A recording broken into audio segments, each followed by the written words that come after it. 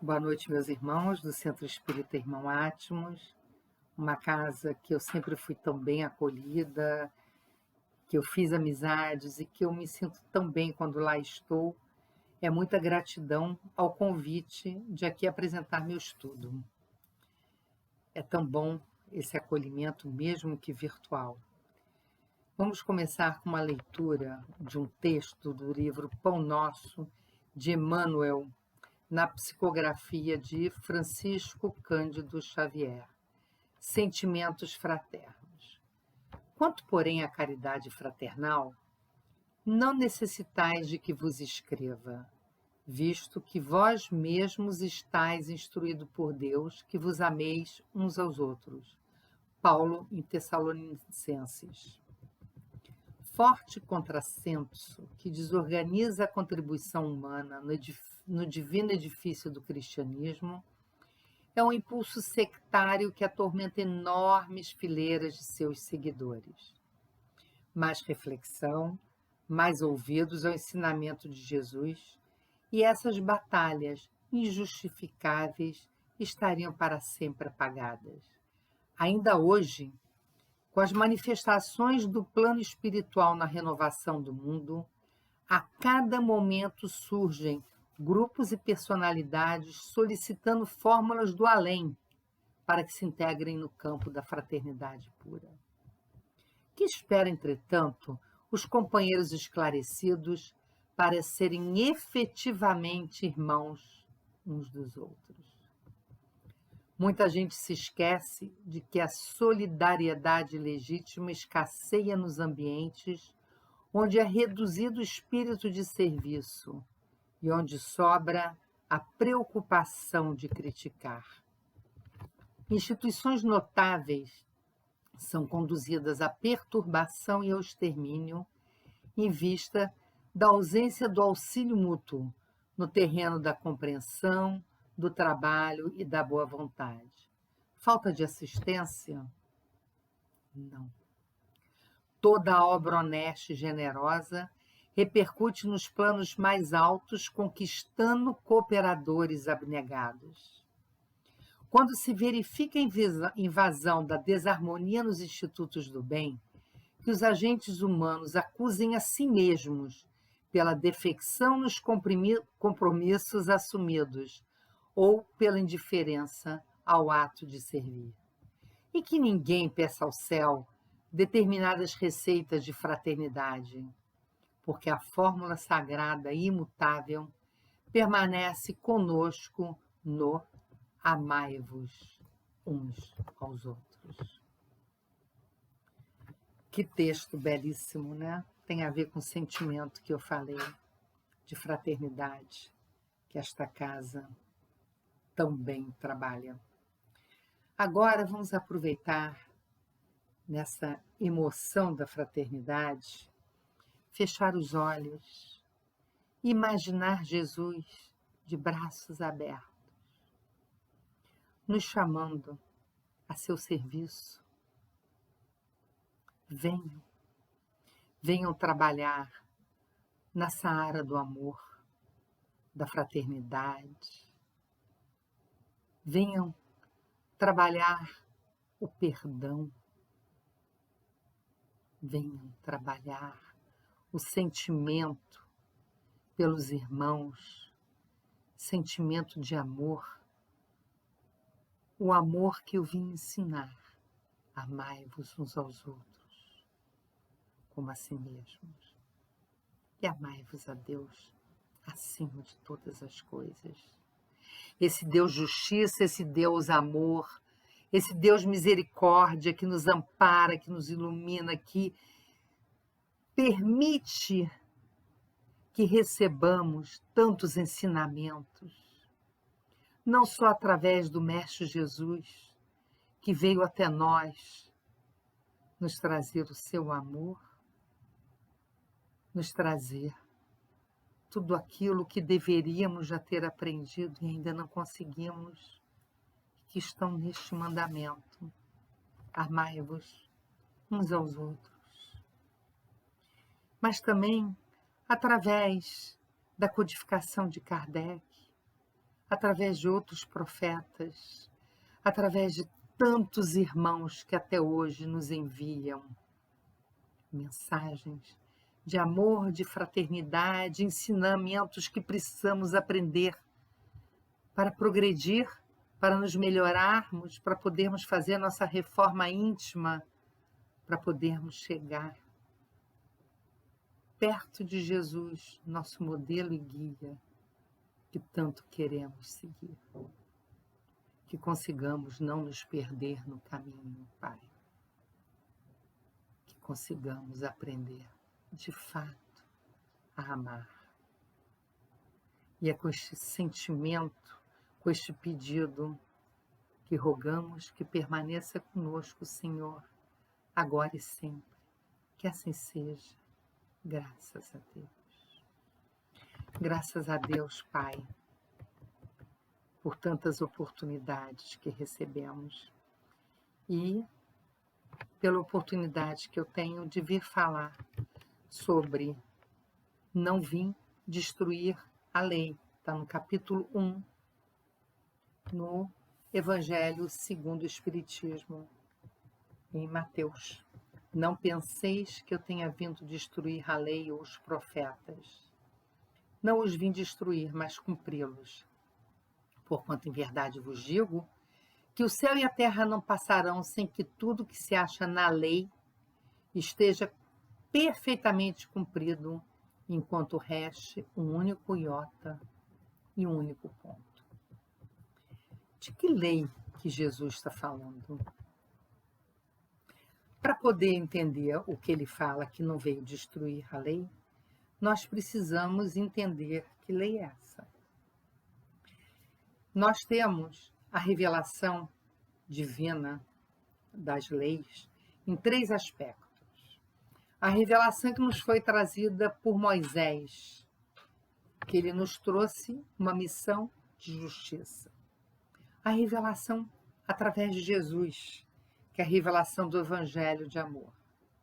E do Consolador prometido, que é o Espiritismo, que vai pôr em prática essa sublime tarefa da verdade. Muito bem. Vamos começar falando, então, sobre a primeira grande revelação, que foi a missão de Moisés. Moisés reencarnou no meio do povo judeu, com a missão de estabelecer as bases de justiça. O povo israelita era escravo dos egípcios, porém Israel estava crescendo tanto, o seu povo estava se multiplicando tanto, que os egípcios começaram a ficar com medo de uma rebelião. E uma rebelião que, pelo número, conseguissem sufocar os egípcios. Então, o que Faraó fez? Ele mandou matar todos os primogênitos judeus. A mãe de Moisés, sabendo dessa lei que ele baixou, que fossem mortos todos os primogênitos, para poder salvá-lo, colocou numa cesta de vime e levou ao rio Nilo, onde a filha do faraó diariamente ia para se banhar. E sabendo que ela lá estaria, colocou essa cesta no rio e foi pela margem escondida, acompanhando a descida da cesta. A princesa viu a cesta, viu Moisés e resolveu adotá-lo. Pegou e o levou para o palácio, onde ele foi criado na corte egípcia. E ele foi criado como um príncipe, com todas as regalias da corte egípcia, com todos os direitos que um príncipe tinha. Mas ele começou, sabendo da sua ascendência judaica, ele começou a se incomodar com os escravos. Quando ele viu um egípcio chicoteando um escravo judeu, ele teve um problema sério, porque ele foi defender esse escravo contra esse soldado, esse egípcio que estava maltratando não, estava chicoteando, né, esse escravo. e ele começou a ficar incomodado com a situação do povo.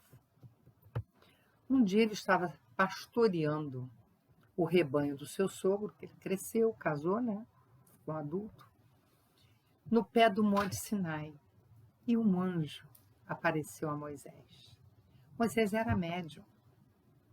Vou falar mais na frente sobre os 10 mandamentos, que foi a primeira psicografia, né? Que nos foi revelada. E Moisés viu uma sarça em chamas, mas o fogo não a consumia. E das chamas ele escutou uma voz. Moisés tinha evidência auditiva, visual. E ele ouviu uma voz que se identificou como Deus e que anunciou que o escolheu para libertar o povo do cativeiro egípcio e para conduzi-lo à terra prometida. E Moisés, então, como profeta, revelou aos homens a missão que ele veio resgatá-lo, falou sobre o Deus único, soberano Senhor, orientador de todas as coisas, porque o povo hebreu, né, o povo israelense, israelita, hebreu, cada escritor, cada um se refere de um modo, mas é um povo só, é o povo judeu, né? Esse povo, ele era monoteísta, desde a época de Abraão. Tanto é que quando as religiões monoteístas, muitas vezes se referem a ela como abrâmicas. Só que o povo judeu ficou 400 anos cativo no Egito. Então, nesses 400 anos, as gerações que foram se sucedendo, a maioria deixou de crer num Deus único e passou a cultuar, por influência dos egípcios, seus senhores, né? Eles eram escravos, passaram a cultuar o bezerro de ouro e outros deuses egípcios. E assim, as gerações deixaram de ser monoteístas. Muito bem. Até que Moisés recebeu essa missão.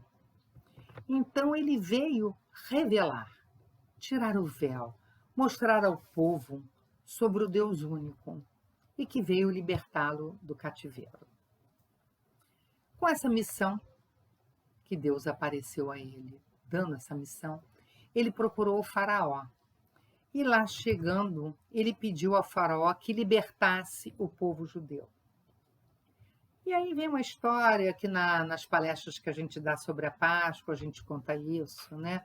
O faraó se negou a libertar, e aí houve as 10 pragas que foram lançadas contra os egípcios, então, finalmente, o faraó deixou o povo ir. E Moisés o conduziu, através do deserto, até Canaã, que é a terra prometida. Muito bem. Ele precisou criar uma ideia de temor a Deus, né? Esse Deus do Velho Testamento se fala muito em temer a Deus, em temor ao Deus. Por quê? Esse povo era um povo que estava sem regras, estava sem lei.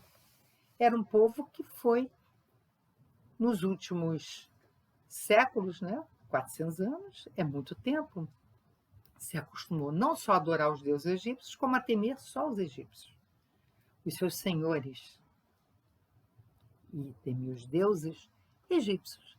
Para poder trazê-los para o monoteísmo de novo, era necessário criar regras, criar leis, mostrando um Deus vingativo. Olha, Deus se vingou.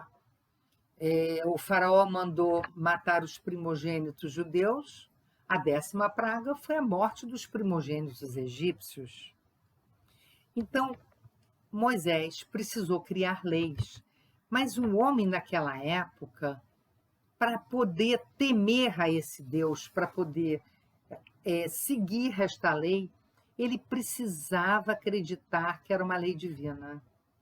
Então Moisés fez leis humanas,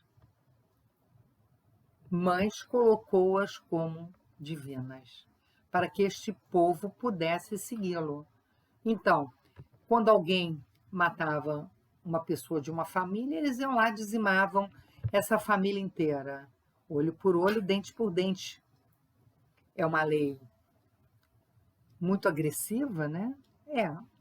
Como é que você pode dizer para o povo, olha, se matarem uma pessoa da sua família, você vai lá e mata uma pessoa daquela família também. Mas eles antes iam lá e faziam uma chacina de vingança. Então, quando Moisés fala em olho por olho, dente por dente, um por um, já foi uma grande freada nesse povo que estava precisando ter leis para aprender a se conduzir. Essa autoridade que Moisés precisava, que Moisés ele era muito carismático, ele tinha mediunidade de efeitos físicos também. E então isso ajudou a organizar essa nação. E para que o povo acreditasse que realmente ele estava trazendo as leis divinas. Tem um texto de Emmanuel, deixa eu ver aqui, na psicografia de Francisco Cândido Xavier, o Evangelho segundo o Espiritismo, capítulo 1, item 2. A legislação de Moisés está cheia de lendas e de crueldades compatíveis com a época, mas escoimada de todos os comentários fabulosos a seu respeito. A sua figura é, de fato, a de um homem extraordinário, revestido dos mais elevados poderes espirituais.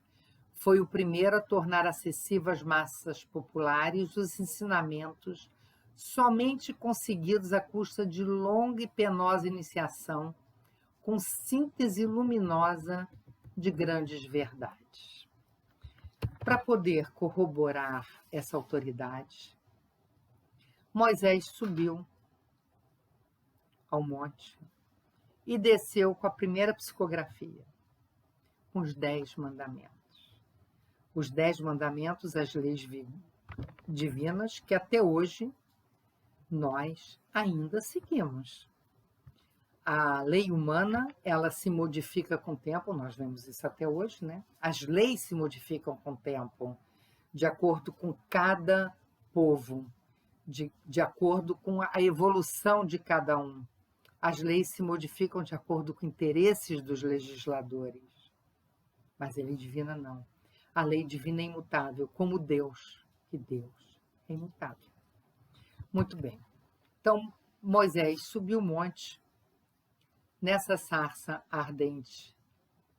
Ele recebeu a mensagem de Deus e ele recebeu os 10 mandamentos. Aí tem as histórias que o fogo foi escrevendo na pedra, que agora não vem ao caso como que foi escrita essa lei. Nós vamos falar sobre os 10 mandamentos. Muito bem.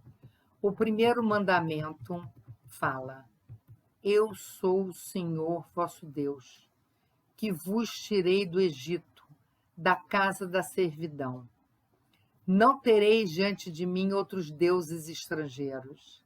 Não fareis imagem esculpida, nem figura alguma do que está em cima do céu, nem embaixo na terra, nem do que quer que esteja nas águas sobre a terra. Não os adorareis e não lhes prestareis culto soberano. Então, o que esse primeiro e maior de todos os mandamentos diz? Que Deus é único, que ele deve ser amado acima de tudo. Segundo mandamento: não pronunciareis em vão o nome do Senhor, vosso Deus. Ou seja, não vamos brincar, não vamos abusar do nome de Deus. Ele chama atenção, esse mandamento, para que precisemos respeitar Deus e não brincar. Quanta gente até hoje ainda brinca com o nome de Deus. Quantos irmãos que estão perdidos na estrada, que ainda estão equivocados, que vão fazer assaltos, por exemplo, e pedem que Deus ajude para que tenha sucesso. Quantos ainda matam até hoje em nome de Deus? só ver alguns fanáticos religiosos que não aceitam os cristãos e os matam em nome de Deus.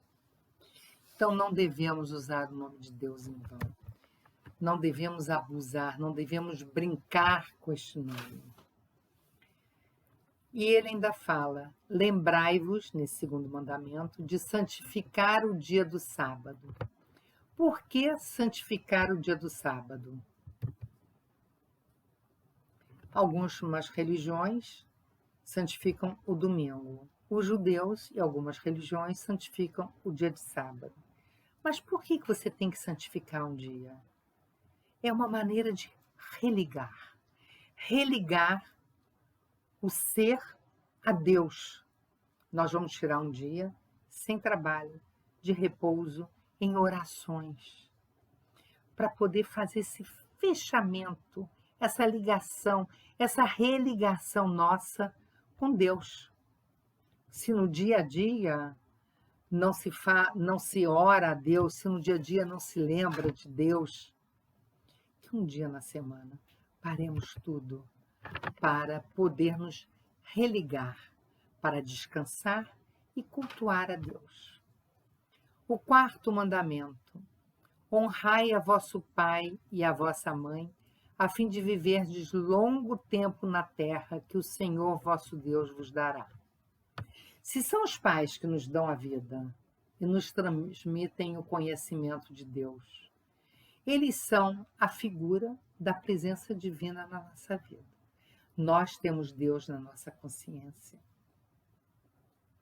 Nós temos um Deus Pai de misericórdia. E nós precisamos de pais que nos deem a oportunidade de reencarnar, que nos deem a oportunidade de estar aqui, de vestir este corpo de carne. E nem que seja só por esta oportunidade. Não importa o tipo de pai e mãe que vão ser. Nós temos que honrar, ter gratidão, porque podemos estar aqui. Para nos melhorarmos, para evoluirmos, precisamos de um corpo.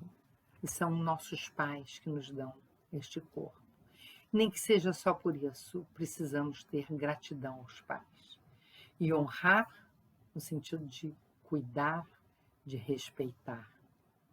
Mesmo aqueles que não consigam amar seus pais, que tenham sido abandonados por eles, que tenham a gratidão pela oportunidade da reencarnação. O quinto: não mateis. Nós não podemos matar, a vida humana é sagrada, ela foi criada por Deus. Deus deu, Deus pode tirar, nós não. Não cometereis adultério. No adultério, não só do casamento, de trair, mas como fraudar, falsificar, trair. Não roubeis, não presteis falso testemunho contra o vosso próximo, né? Quantos, para poder ter alguma vantagem, até juram mentiras. Não desejeis a mulher do vosso próximo.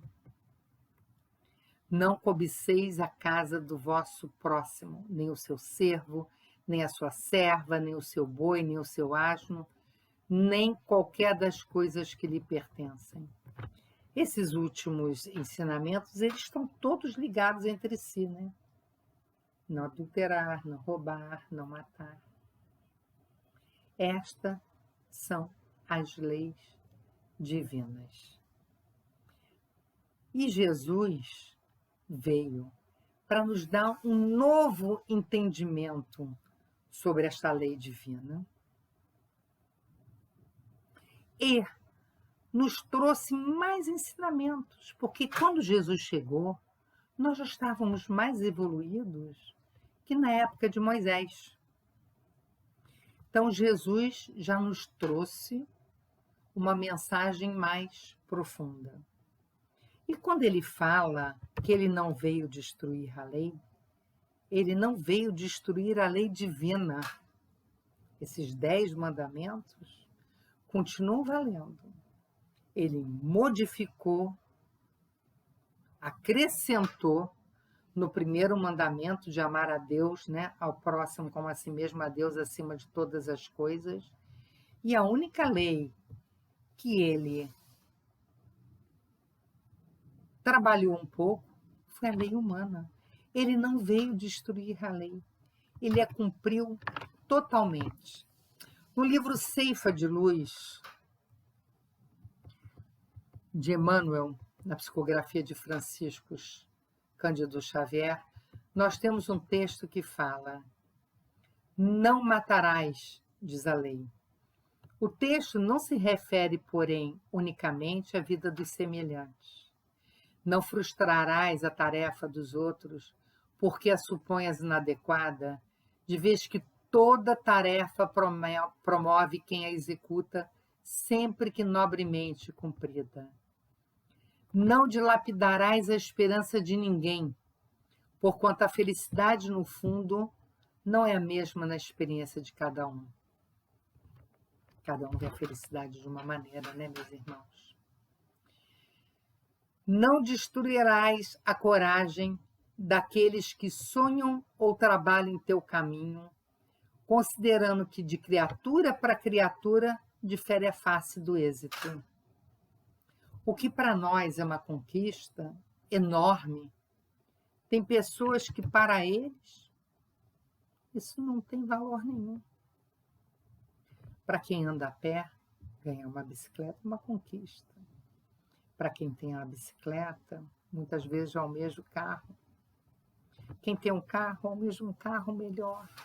Nós ainda somos muito insatisfeitos nas nossas conquistas. Mas vamos voltar ao texto. A felicidade, no fundo, não é a mesma na experiência de cada um. Não destruirás a coragem daqueles que sonham o trabalho em teu caminho, considerando que de criatura para criatura difere a face do êxito. Não aniquilarás com inutilidades o tempo de teu irmão, porque toda hora é agente sagrado nos valores da criação. Ou seja, não desperdice o tempo do seu irmão. O tempo é sagrado, é inexorável, ele não volta atrás. Não extinguirás a afeição na alma alheia, porquanto ignoramos todos nós com que instrumento de amor a sabedoria divina pretende mover os corações que nos partilham a marcha. Não exterminarás a fé no espírito dos companheiros que renteiam contigo, observando-se que as estradas para Deus obedecem estruturas e direções que variam ao infinito. Reflitamos no bem do próximo, respeitando-lhe a forma e a vida. A lei não traça especificações ou condições dentro do assunto. Preceitua simplesmente: não matarás. Então vejam que um dos mandamentos, ele engloba tantas coisas, tantas lições, né? Então, não matarás é uma lei divina, é uma lei de Deus. E onde está escrita a lei de Deus? Na nossa consciência. Na pergunta 621 do Livro dos Espíritos está lá.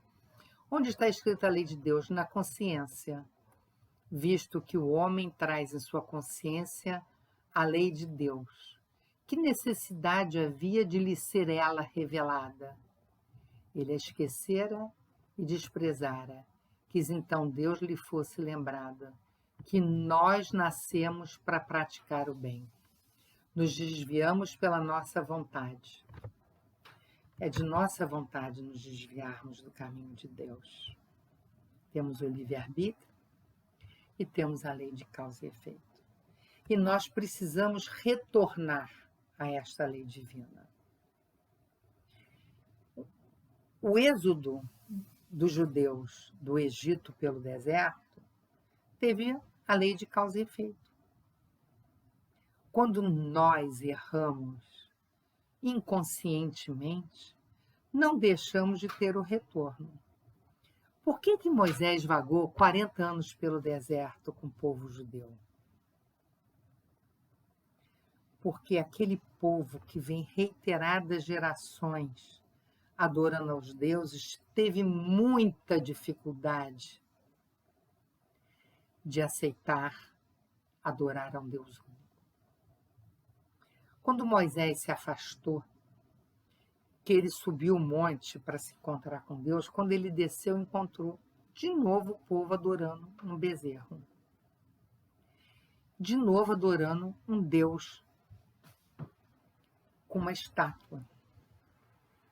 Então ele sentiu que este povo tinha muita dificuldade de se modificar. Tinha um livre-arbítrio de continuar adorando os seus deuses. E não conseguiam fazer a sua reforma íntima, não conseguiam se modificar, não conseguiam retroceder à sua origem monoteísta. Então, Moisés vagou com o povo por 40 anos no deserto. E essa nova geração já foi criada aceitando Deus único. Até porque em sua consciência ele tem a lei divina. Está gravada. É só a gente deixar aflorar. A nossa consciência nos diz quando nós estamos errando, quando nós estamos indo contra essa lei, quando não estamos praticando bem. Nosso anjinho de guarda está aqui nos orientando. Muito bem. Então, Jesus, ele veio nos trazer a revelação dessa lei divina de outra conformidade. Ele veio nos ensinar o amor, não a lei como Moisés foi obrigado a implantar para levar este povo, vamos pensar bem, levar este povo pelo deserto, 40 anos. Ele teve que colocar leis duras, muito duras, para conseguir manter este povo numa linha, para conseguir mantê-lo num caminho correto, para que não houvesse mortes, para que não houvessem brigas. Foi difícil. Era um povo endurecido, e contra um povo endurecido tinha que ter leis mais duras. E conforme eu falei no início, dava-se uma conotação de lei divina à lei do legislador Moisés, para que ele conseguisse que o povo a seguisse. A esta lei é que Jesus veio em contrapartida trazer a amorosidade, o amor. Ele veio modificar esta lei, não veio destruir. E, conforme também citei, o povo na época de Jesus já tinha mais condições, já estava mais evoluído que na época de Moisés.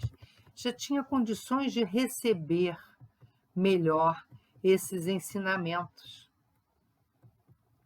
Então, essas leis sociais puderam ser modificadas, já que elas são criadas pelo homem para essa relação interpessoal. Então, com Jesus, nós tivemos a segunda grande revelação.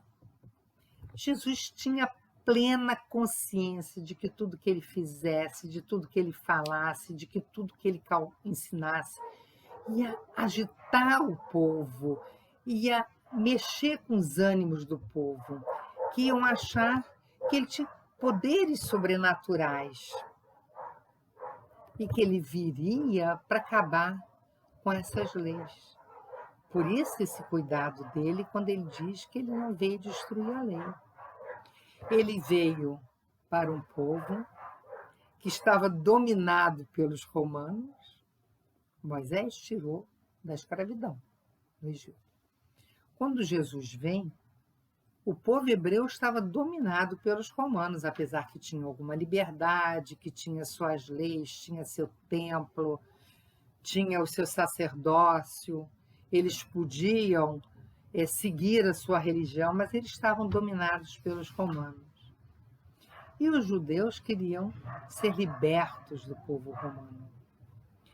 E eles criaram a imagem de um Messias libertador, mas um Messias que, se ele vem para lutar contra um povo que tem armas, que tem poder, eles imaginaram esse Messias chegando num cavalo, com exércitos, com armadura, com armas, para libertá-lo.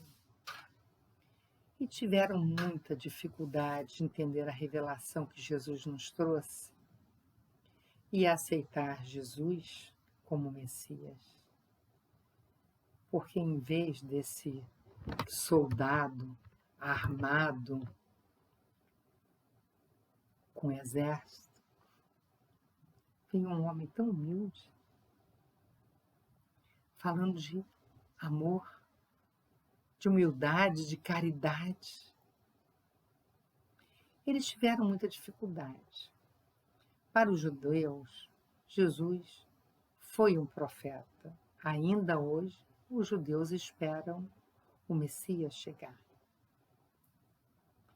Eu sou nascida judia, criada numa família judaica, mas meus pais não eram religiosos, meus pais eram tradicionalistas.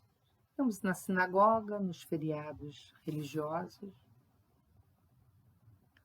todo sábado tinha um Shabat, né? Sexta-noite, mamãe até hoje acende as velas do Shabat, né? Do dia sagrado, para ter a luz, para receber o Shabat. Ora, nós orávamos, mas para os judeus o Messias ainda não chegou. Para mim, fui conhecer Jesus com o Espiritismo, fui, conforme os evangélicos falam, aceitar a Jesus, recebê-lo como meu modelo e guia, mas não renego a minha origem. Frequento, agora tem 2 anos com a pandemia que eu não estou indo à sinagoga, com a minha mãe, no dia do perdão, no ano novo, quando ela vai à sinagoga eu acompanho, né? Quem me conhece sabe disso. E espero ainda poder ir mais uma vez acompanhando, né? Minha mãe fará 98 anos agora em março. Sonha com o papai toda noite. E todo dia ela me fala que papai está lá com ela. E espero que ainda consigamos ir. Mas sou grata a Deus pelo tempo que eu pude, que a família pôde estar com ela e ainda está podendo. Bom, vamos voltar ao assunto. Então, os judeus, alguns poucos aceitaram, começaram a seguir Jesus. Mas tem a história dos fariseus, da não aceitação, né? Do julgamento de Jesus, que não é o assunto agora. Eles tentaram incitar todos contra Jesus, que Jesus tinha poderes sobrenaturais, que Jesus veio como rei.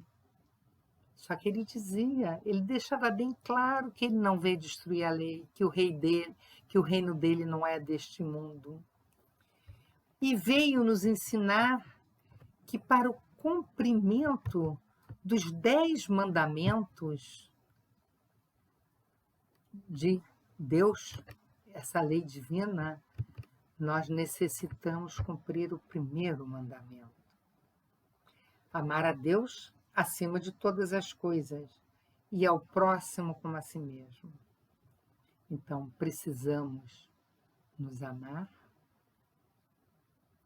e precisamos, para amar ao próximo deste amor, e precisamos amar a Deus para irmos na direção dele, que é a direção da justiça, do amor incondicional. Mas por que quando Jesus nos diz que nós, seguindo o primeiro mandamento, estamos seguindo toda a lei divina. Essa é uma revelação. Por quê? Porque se eu amo o próximo, se eu amo a Deus acima de tudo, a este Pai amoroso, misericordioso, em que eu não tenho que temer e sim amar, respeitar,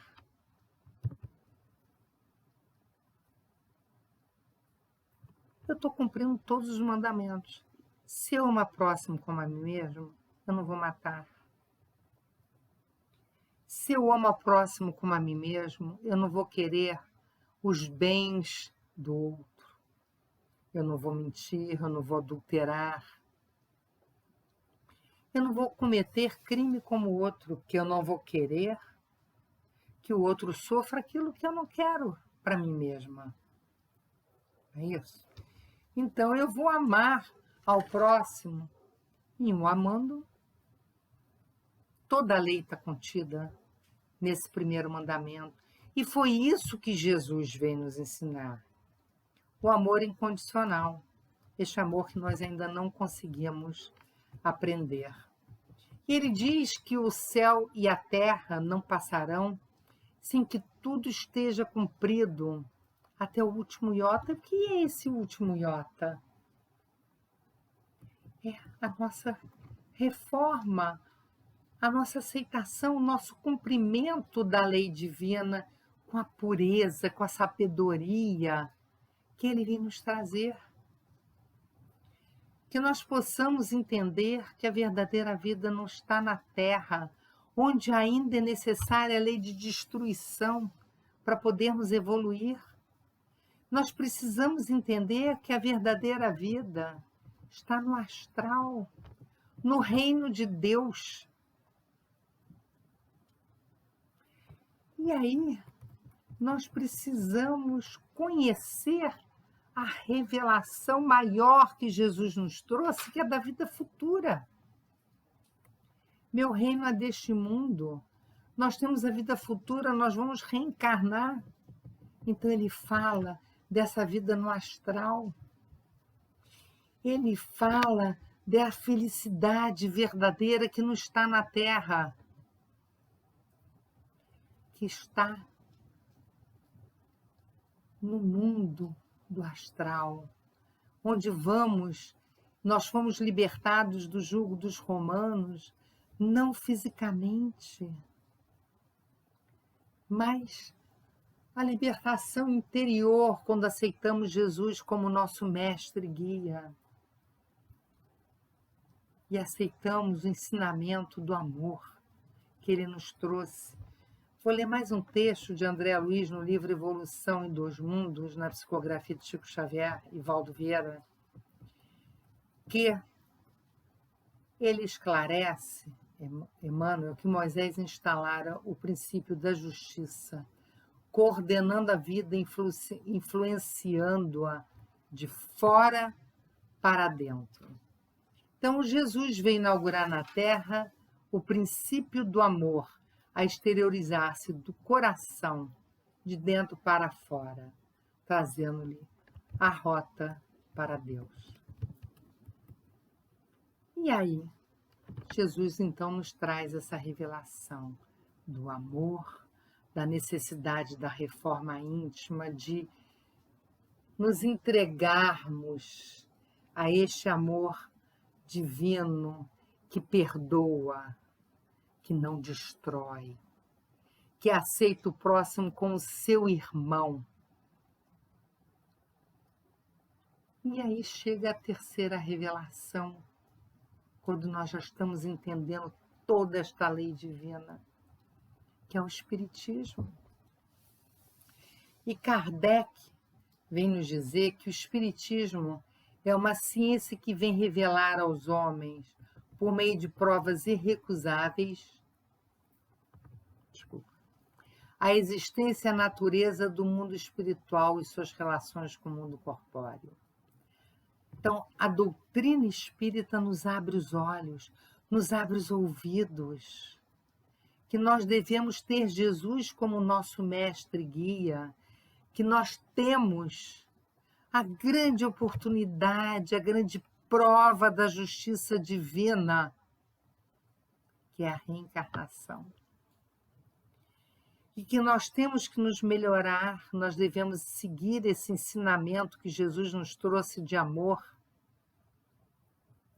nos melhorando, porque a cada erro que cometemos, nós temos a lei de causa e efeito nos trazendo aquilo que precisamos passar nas reencarnações sucessivas para nos melhorarmos, para praticarmos a reforma íntima, para podermos seguir o caminho que Jesus nos trouxe, os ensinamentos que Jesus nos trouxe.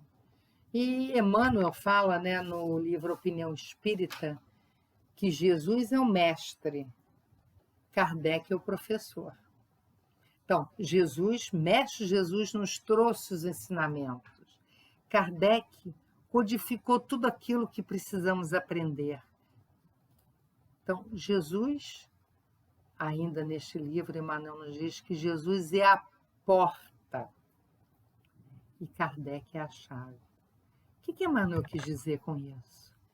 Que Kardec nos dá a chave para abrir a porta, para o aprendizado dos ensinamentos que Jesus nos trouxe. E que ainda temos tanta estrada a percorrer para aprendermos, para colocarmos em prática, para entendermos que Jesus é o caminho, a verdade, a vida. Ele falou isso, que ninguém chega ao Pai senão por Ele. Né? Então, Jesus nos traz essa mensagem que precisamos evoluir, que precisamos praticar, aplicar o Evangelho na nossa vida, na nossa atitude cotidiana, que nós ainda estamos tão longe do amor que Jesus veio nos ensinar.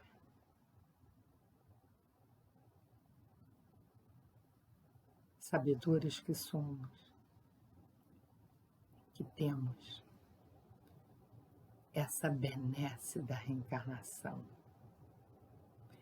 que Deus nos dá a oportunidade de nos redimirmos dos nossos erros, que Deus nos dá a oportunidade de aprendermos a praticar o bem, a caridade, para podermos evoluir, para podermos nos melhorar, para podermos ser, de fato,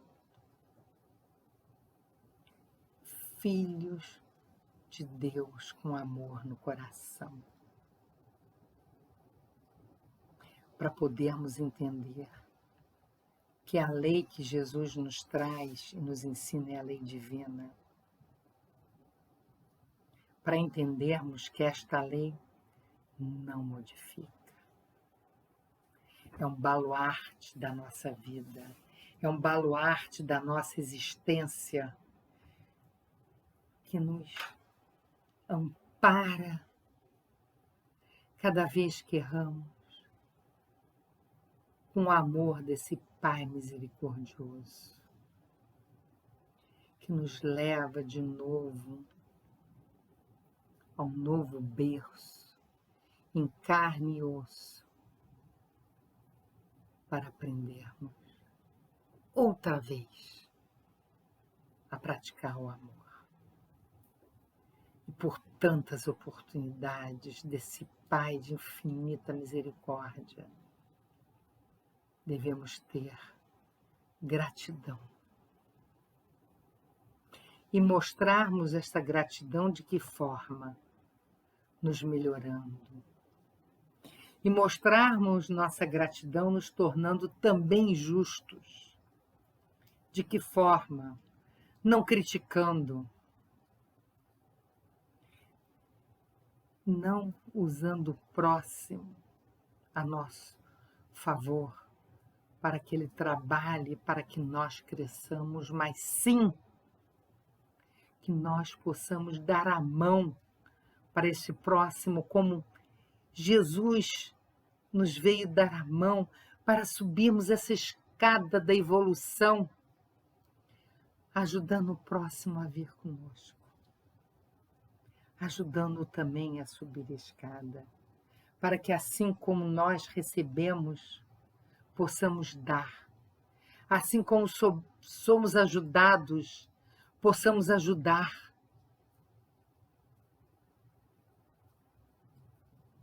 Que nós possamos ter a gratidão de sermos justos, para que não cometamos os erros da maledicência, da desonra ao pai e mãe,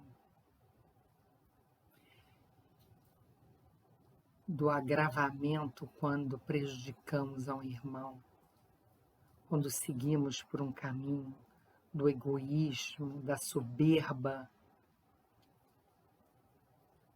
do orgulho, que saibamos nos humildar. E assim, aproveitando esta mensagem, vou fechar os olhos e pedir a vocês que me acompanhem numa prece a Deus, neste sentimento de gratidão pelos ensinamentos que recebemos, de gratidão pelas oportunidades que temos para pô-lo em prática, gratidão pelo Pai não nos abandonar, nunca, que por mais que possamos errar, Ele nos dá amor, nos acolhe em seus braços e nos dá a oportunidade de voltarmos para nos acertarmos com as leis divinas. Neste sentimento de gratidão, Pai, pedimos por todos aqueles que nos últimos tempos estão sofrendo com dores físicas, emocionais, espirituais. Pelos doentes, Pai, por aqueles que no momento da doença se revoltam e deixam de crer em Ti, Pai. Pedimos a Tua misericórdia para estes irmãos, para aqueles que continuam no caminho do mal, para aqueles que estão nos presídios, para os irmãos que estão caídos na rua, perdidos nos vícios, para aqueles que estão em lares desfeitos, em sofrimento, abandonados, para todos aqueles que precisam sentir o Teu amor, Pai, pedimos que a Sua luz ilumine os caminhos e que eles tenham ouvidos de ouvir o aconselhamento dos Seus anjos de guarda e que consigam ter força para se afastar do vício e do mal. Gratidão, Pai, por tudo aquilo que recebemos em todos os dias, todos os momentos da nossa vida. Permanece conosco, Pai, agora e sempre. Graças a Deus. E mais uma vez, expresso minha gratidão ao Centro Espírita Irmão Átmos, aos trabalhadores desta casa pelo trabalho maravilhoso que fazem, e a todos vocês que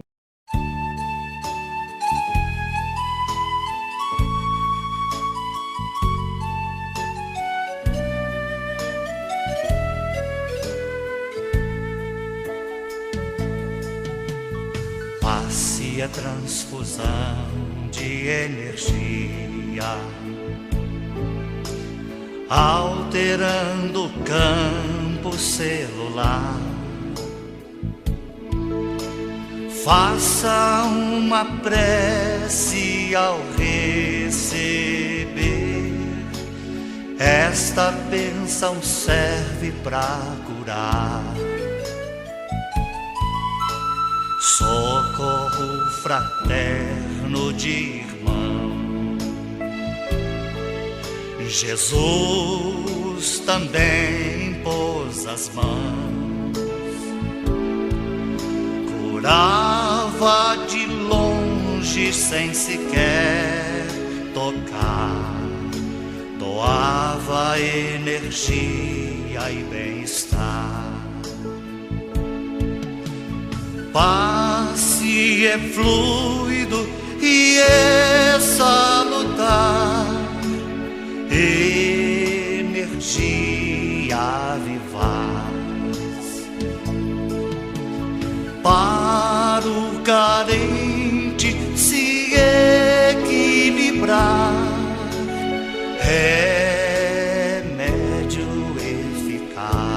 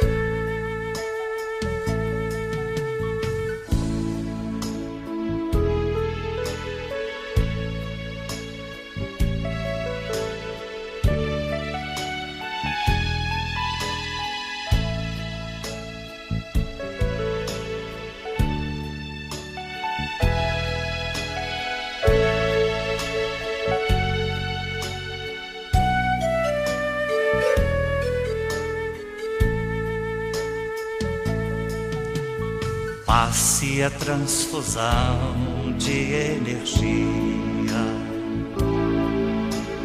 alterando o campo celular.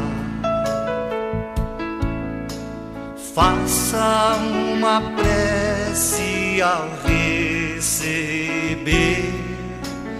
Esta bênção serve pra curar.